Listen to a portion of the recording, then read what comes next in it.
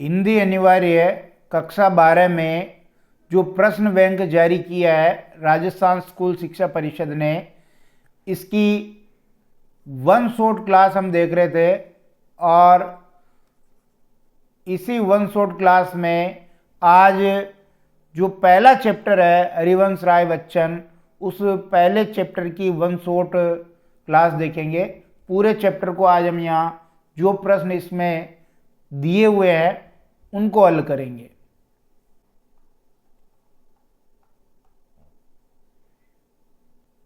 हरिवंश राय बच्चन जो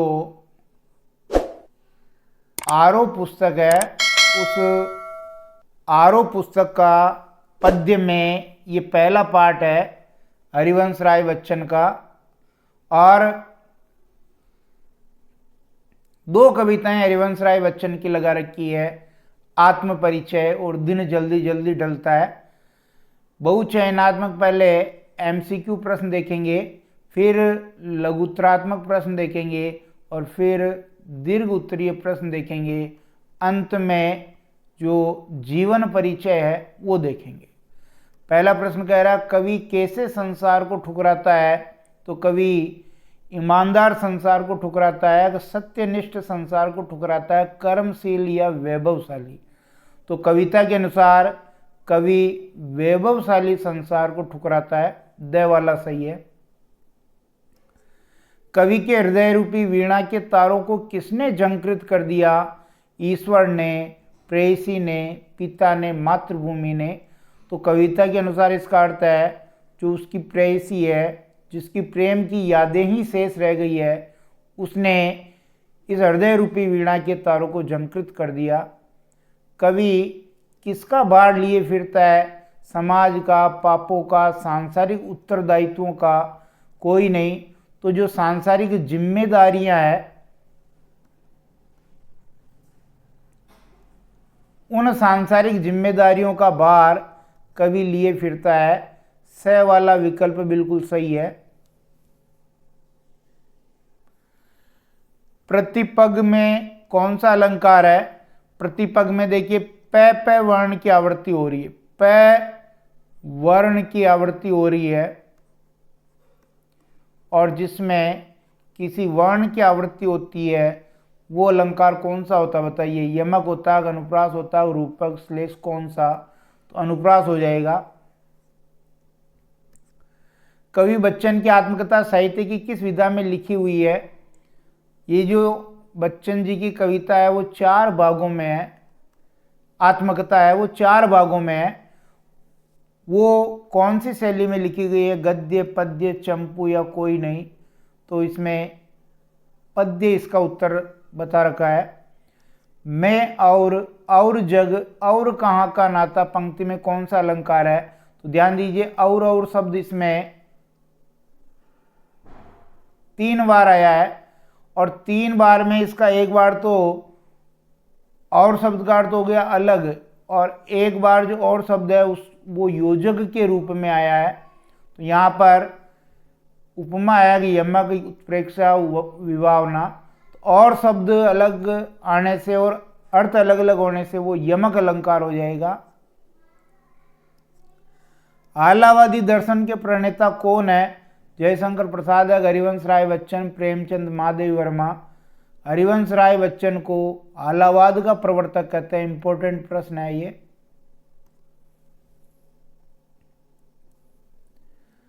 हरिवंश राय बच्चन का जन्म कब हुआ? 1980 में हुआ, 1907, 1918, 1929। 1907 में इलाहाबाद में हुआ। निम्न में से कौन सी काव्यकृति कवि बच्चन की नहीं है? निशा निमंत्रण तो है, मधु कलश, मधुबाला, अनामिका। अनामिका नहीं है। अनामिका जो है यह निराला जी की काव्य रचना है। कवि की वाणी कैसी है? मृदुल है, कठोर है, उग्र है, शीतल है? कवि की वाणी शीतल है और वो शीतल वाणी में आग लिए फिरता है।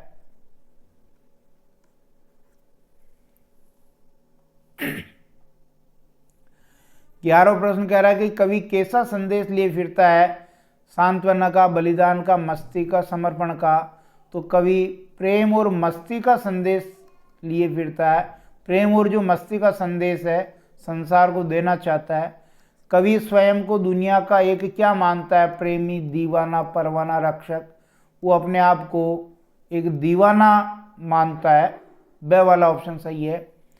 अब ये जो लघुतरात्मक प्रश्न है, कुल लघुतरात्मक प्रश्नों की संख्या हो गई 1 2 3 4 5 6 7 8 9 10। ये 10 लघुतरात्मक प्रश्न है और दीर्घ उत्तरात्मक प्रश्न है 4 और कवि परिचय 1। इनके उत्तर लिखित रूप में मैंने उपलब्ध करवाए, वो देख लेते हैं। पहला लघुतरात्मक प्रश्न है कि कर यत्न मिटे सब, सत्य किसी ने जाना। इस पंक्ति का आशय क्या है? तो कवि कहता है कि संसार में सभी लोग परम सत्य की खोज में लगे हैं परंतु सफल नहीं हुए हैं। कोई भी सफल नहीं हुआ परम सत्य यानी परमात्मा की खोज में या ईश्वर की खोज में वो लगे हैं, लेकिन सफलता नहीं मिली। वे थक करके हार करके बैठ गए हैं। सांसारिक बातों को जानकर ही लोग इस भूल में होते हैं कि उन्होंने सब ज्ञान ले लिया। जो सांसारिकता का जो ज्ञान है, सांसारिकता के बातों को कोई व्यक्ति समझ जाता है और उसको ऐसा भ्रम हो जाता है कि मैंने सब जान लिया है और वे ज्ञानी बन गए, ऐसा भ्रम हो जाता है उनको। परंतु वास्तव में वे अज्ञानी ही हैं। सच्चे ज्ञान के अभाव में सत्य का साक्षात्कार नहीं हो सकता। इतने पर भी लोग सांसारिक ज्ञान को सीखने में लगे हुए हैं। ऐसे लोगों को मूर्ख ही कहा जा सकता है। दूसरा प्रश्न देखिए, कवि ने स्वयं को दीवाना क्यों कहा है? दीवाना का अर्थ होता है पागल। दीवाने लोग अपनी मस्ती में मस्त रहते हैं, उन्हें सांसारिकता से कोई मतलब नहीं होता है। कवि दुखी होते हुए भी संसार को प्रेम का संदेश देना चाहता है। कवि के जीवन में जो प्रेम रूपी मस्ती शेष रह गई है वह उसे संसार के लोगों को बांटना चाहता है। कवि उसी प्रेम रूपी मस्ती का संदेश लिए फिरता है जिसको सुनकर सारा संसार झूम उठे। इसलिए कवि ने अपने आप को कवि नहीं कहा है, उसने कहा है कि मुझे कवि के रूप में नहीं जाने, मुझे दीवाना के रूप में ये संसार जाने।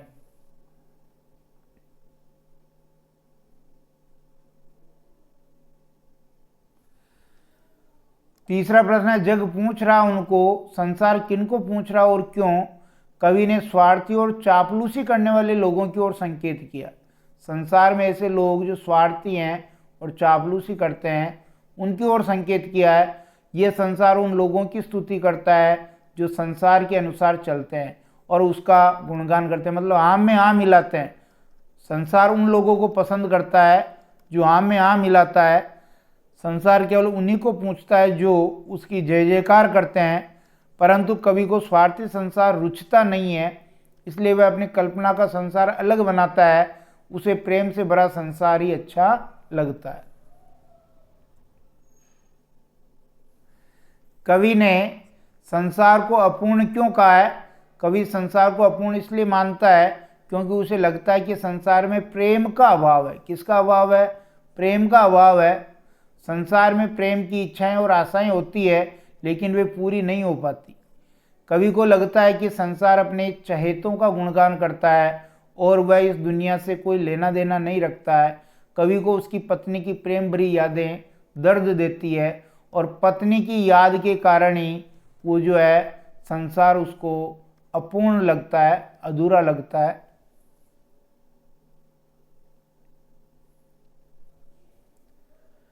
मैं और जग और कहाँ का नाता, कवि अपने आप को इस संसार से क्यों नहीं जोड़ पाया या कवि अपने आप को इस संसार से अलग कैसे मानता है?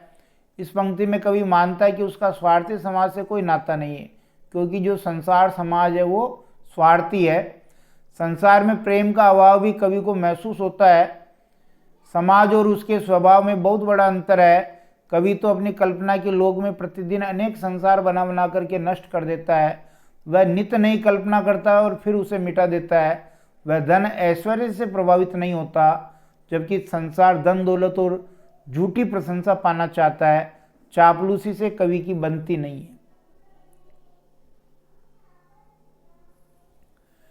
यौवन में उन्माद लिए घूमने से क्या आशय है? यौवन में उन्माद लिए घूमने से कवि का मतलब है वह यौवन की मस्ती में रहता है और उस पर अत्यधिक प्रेम का पागलपन सवार है। हालांकि यानी प्रेम की उसको सनक चढ़ी हुई है। हालांकि इस मस्ती के बीच दुख की उदासी भी छिपी रहती है। यानी बाहर से वो कवि जो है हंसता हुआ प्रतीत हो रहा है, लेकिन अंदर जो उसका मन है वो रो रहा है, रोता हुआ प्रतीत होता है। लेकिन वो उदासी को छिपा लेते हैं। कवि प्रेम के अभाव में निराश भी रहता है। कवि कहता है कि उसने जवानी में किसी से प्रेम करके उसकी यादों को अपने हृदय में संजोया था। इस वजह से वह अंदर ही अंदर रोने या व्यथित रहने के लिए मजबूर है, क्योंकि उसकी जो प्रेयसी है या जो पत्नी है वो उसे छोड़ करके चली गई है। कवि बच्चन के जग के प्रति दृष्टिकोण को स्पष्ट कीजिए। कवि हरिवंश राय बच्चन को संसार की शुष्कता और नीरसता पसंद नहीं है। वह इस संसार को प्रेम के अभाव में आधा अधूरा मानते थे। यानी प्रेम के कारण संसार अपूर्ण है, आधा अधूरा है। वे अपने कल्पना के संसार में ही खोए रहते थे। कवि का इस संसार से प्रीति कलह का संबंध है। यानी प्रेम है तो लड़ाई झगड़ा भी है। वह इस संसार का भार यानी जिम्मेदारियां लिए फिरते थे। कवि का कहना था कि वह अपनी इच्छा अनुसार चलता है, न कि स्वार्थी संसार के अनुसार। उसके मन में जो आता है वह वही करता है। इसी कारण संसार के लोगों से उसकी जमती नहीं थी। मैं प्रति पग से उस पृथ्वी को ठुकराता। कवि संसार को क्यों ठुकराता है? कवि संसार को इसलिए ठुकराता है क्योंकि उसे संसार स्वार्थी और अपूर्ण लगता है। संसार की संग्रह प्रवृत्ति कवि को दुख देती है, क्योंकि लोग केवल और केवल संग्रह कर रहे हैं, भाग रहे हैं और जो सांसारिक वस्तुएं हैं उनका संग्रह कर रहे हैं। कवि धन संपत्ति के पीछे भागने वाले संसार को स्वीकार नहीं कर सकता। कवि अपनी कल्पना के अनुसार संसार का निर्माण करता है, उसे फिर मिटा देता है। और कवि के कल्पना संसार में केवल और केवल क्या है? प्रेम है।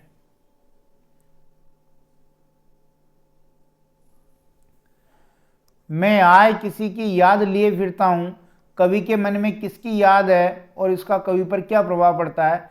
कवि अपनी पत्नी अथवा परमात्मा की याद में व्याकुल रहता है। प्रिय की मधुर यादें उसकी कविता में प्रसन्नता व्यक्त कराया करती है, किंतु प्रिय के अभाव की उदासी भीतर ही भीतर उसे रुलाया करती है। यानी बाहर से तो वो क्या है? उदास है, लेकिन बाहर से उदास है, रो रहा है, लेकिन बाहर वो अपने आप को प्रसन्न रखने की कोशिश करता है। वह संसार को प्रेम और मस्ती का संदेश देना चाहता है। कवि ने सांसों के दो तार किसे कहा है? कवि ने जीवन की तुलना सांसों के दो तारों से की है। सांसों के चलने तक जीवन चलता है, जैसे तारों को छेड़ने तक उनमें संगीत की मधुर ध्वनि निकलती है। तो इसलिए कवि ने सांसों के दो तार कहा। जब तक तारों को हम झंकृत करेंगे तब तक उनमें स्वर निकलता रहेगा।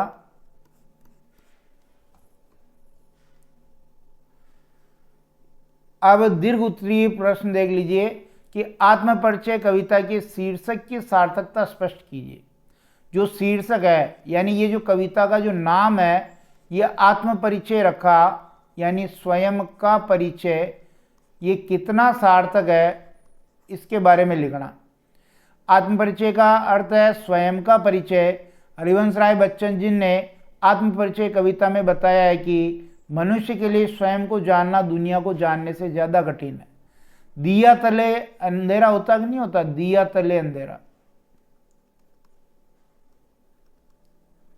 यानी आदमी खुद को तो नहीं जानता है, लेकिन वो दूसरों को जानने की कोशिश करता है। जबकि कवि कह रहा है कि खुद को जानना दूसरों को जानने से ज़्यादा कठिन है। कवि बच्चन ने कविता में अपना परिचय एक पागल दीवाने प्रेमी के रूप में दिया है। कवि संसार को प्रेम और मस्ती का संदेश देना चाहता है।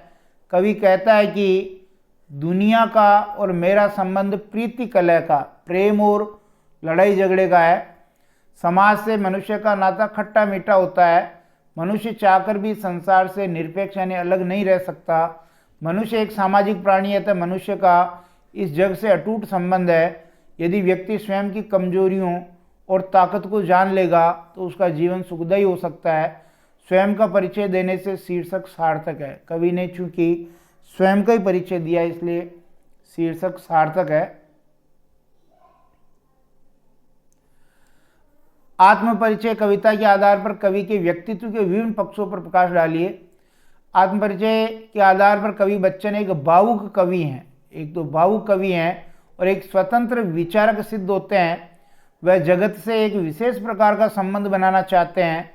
जग जीवन अपूर्ण है, यहाँ के लोग मूढ़ हैं, दिग्भ्रमित हैं, ऐसा मानते हुए भी वह उसे प्रेम का उपहार बांटना चाहते हैं। उनके अनुसार ज्ञान और बुद्धिमत्ता का अहंकार त्यागने पर ही सत्य को प्राप्त किया जा सकता है। जब तक अहंकार है सत्य को प्राप्त नहीं किया जा सकता है। इसके साथ कवि के अंतर्मन की झलक भी इस रचना में दिखाई देती चलती है। कवि के हृदय में किसी की व्यथित कर देने वाली याद बनी हुई जो उसकी प्रेयसी है, उस प्रेयसी के प्रेम की यादें हैं। वह अपने स्वप्न जगत और मान्यताओं से संतुष्ट व्यक्ति है, उन्हें जगत के वैभव से कोई लगाव नहीं। इस प्रकार कवि बच्चन का व्यक्तित्व बहुआयामी है। उनका संदेश भले ही हमें व्यवहारिक न लगे पर एक मनमोहक लक्ष्य के रूप में स्वीकार हो सकता है। तीसरा प्रश्न देखिए, आत्मपरिचय कविता में कवि ने किन किन परस्पर विरोधी बातों में सामंजस्य बैठाने की बात की है। कविता में कवि ने एक ओर जग जीवन का भार उठाने की बात कही है, वहीं दूसरी ओर कहा है कि मैं कभी न जग का ध्यान किया करता हूँ। यानी एक तरफ तो वो जिम्मेदारी ले रहे हैं, जिम्मेदारी का वहन कर रहे हैं, और दूसरी तरफ कह रहे हैं कि मुझे संसार से कोई लेना देना नहीं है। जब संसार से कोई लेना देना नहीं है तो जिम्मेदारियों का वहन क्यों कर रहे हैं, ये विरोधी बातें हो गई। कवि ने बताया कि वह इस संसार से जुड़ा भी है और इससे अलग भी है। कवि इस संसार का भार लिए फिरता है लेकिन उसके जीवन में प्यार की भावना भी है, प्रेम और मस्ती का वो संदेश देना चाहता है। कवि संसार से प्रीति कलह का संबंध रखता है। एक तरफ प्रेम है, एक तरफ कलह है। कवि उन्मादों में अवसाद, रोदन में राग, शीतलवाणी में आग जैसे विरोधाभासों से सामंजस्य बिठाकर प्रेम और मस्ती का संदेश देना चाहता है।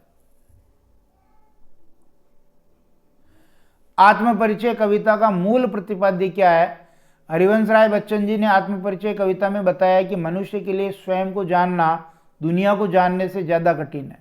कवि समाज का हिस्सा होने के बावजूद उससे अलग व्यक्तित्व का स्वामी है। कवि ने संदेश दिया कि मनुष्य को अपने सभी सांसारिक कर्तव्य निभाते हुए प्रेम और मस्ती से जीवन बिताना चाहिए। यानी सांसारिक कर्तव्य भी निभाने चाहिए और प्रेम और मस्ती से जीवन को बिताना चाहिए, दुखी नहीं होना चाहिए। कवि कहता है कि दुनिया का और मेरा संबंध प्रीति कलह का है। समाज से मनुष्य का नाता खट्टा मीठा होता है। मनुष्य चाहकर भी इस संसार से अलग नहीं रह सकता।